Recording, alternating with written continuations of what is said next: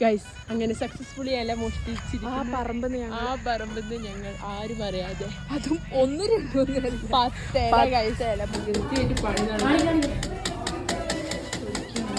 നമ്മള് പായസം ഉണ്ടാക്കാണ് ഗായ്സ്. പായസം കാരമലൈസ് ചെയ്ത പായസമാണ്. നമ്മളെ കുറച്ച് ബിസി ആയിപ്പോയി നമ്മൾ, അതുകൊണ്ട് ഫുൾ വീഡിയോ എടുക്കാൻ പറ്റില്ല.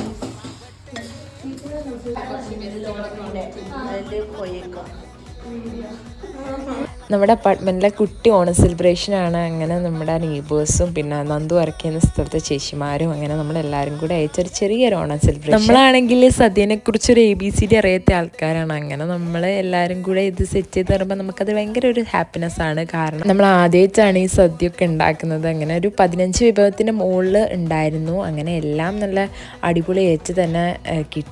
അതിൽ നമ്മൾ ഭയങ്കര ഹാപ്പിയാണ്. കാരണം എല്ലാവർക്കും എല്ലാം നല്ല ഇഷ്ടം. പിന്നെയാണെങ്കിൽ നമ്മളെല്ലാം കുറച്ച് ട്രഡീഷണൽ ആക്കണം എന്നൊക്കെ വിചാരിച്ചായിരുന്നു. പക്ഷേ സമയത്തിൻ്റെ പരിമിതി കാരണം നമുക്കതൊന്നും പറ്റിയിട്ടില്ല. പിന്നെ നമ്മളിങ്ങനെയൊക്കെ ചെയ്യണമെങ്കിൽ അത് കുറച്ച് വലിയ സംഭവം തന്നെയല്ലേ ഗൈസ്.